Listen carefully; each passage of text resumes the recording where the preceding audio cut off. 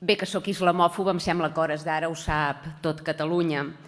Perquè sí, evidentment que tinc por de l'avenç d'una ideologia político-religiosa que quan s'implanta atempta contra els drets de les dones, contra els drets dels homosexuals, contra els drets dels jueus, contra els drets dels cristians i, en definitiva, contra els drets de tothom que no comparteix la seva fe malaltissa i que, per tant, és considerat com a no musulmà i, conseqüentment, com a infidel. Evidentment que em fa por aquesta ideologia político-religiosa i el que m'astora és que no faci por a la resta.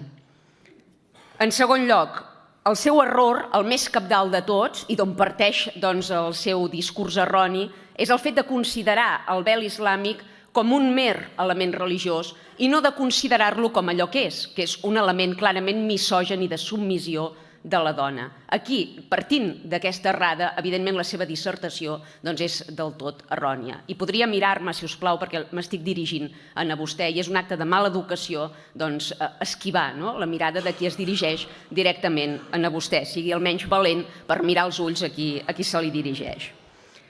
En tercer lloc, vostè ha parlat de la meva creu al coll i l'ha comparada amb un vel islàmic. Sap què passa, senyor Espadaler?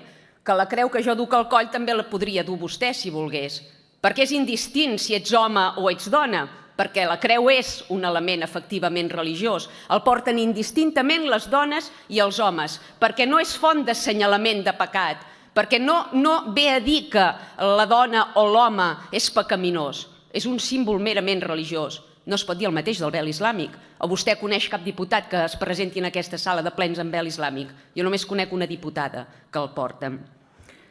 Després, diu que és un element voluntari. Home, a veure, si des que ets petit, en el teu entorn familiar i en la teva comunitat religiosa et van etzibant i et van dient que o et tapes els cabells o ets una meuca, vos què fareu quan sigueu gran? Tapar-vos els cabells. Vostè creu que això és una decisió voluntària? Que no és fruit de la coacció reiterada durant anys dels seus entorns familiars i de les seves comunitats religioses davant la connivència i el silenci de les institucions d'aquest país? Vostè això ho considera realment un acte voluntari? Déu-n'hi-do. Diu que cal diferenciar entre l'hijab o el vel integral. Home, és evident que no són el mateix i és evident que un no cobreix la cara. El fet de cobrir la cara, evidentment, pot tenir connotacions a nivell de seguretat o d'identificació, però és que el que estem reivindicant aquí no és un tema de seguretat o d'identificació. El que estem reivindicant és que haver de tapar-se els cabells perquè són pecaminosos i perquè són provocadors és una actitud i una demostració de misogínia del tot inacceptable a Europa i a ple segle XXI. És això el que estem discutint. I això ho compleixen tant el vel integral com l'hijab. Per tant, vostè pot diferenciar-los a nivell de seguretat i a nivell d'identificació, però a nivell d'element misògin té exactament les mateixes connotacions. La qüestió sobre altres països. Diu, només hi ha 5 països de la Unió Europea que hagin legislat en aquest sentit.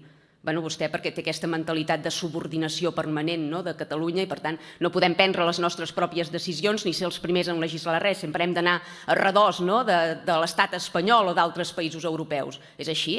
No tenim capacitat suficient nosaltres per decidir quines actituds i quins comportaments admetem o no admetem damunt casa nostra? No tenim potestat els catalans de decidir quin model de societat pretenem? Un que respecti homes i dones amb igualtat o un que assenyali les dones pel simple fet d'haver nascut dones com a font de pecat i com a font de provocació? No tenim dret ni potestat de ser nosaltres els que decidim? Hem d'esperar que comencin a legislar els països del nostre entorn i nosaltres anar a remolc d'ells? Parla de drets fonamentals.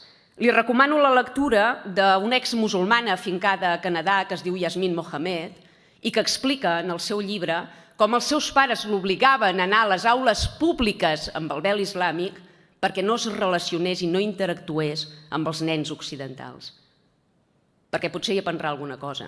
Perquè defensar els drets fonamentals no és defensar l'imam, és defensar aquesta nena que és obligada a entrar a un centre escolar tapada de dalt a baix i que pateix discriminació i segregació dins una aula pública sense que el Departament de Drets Socials hi faci absolutament res.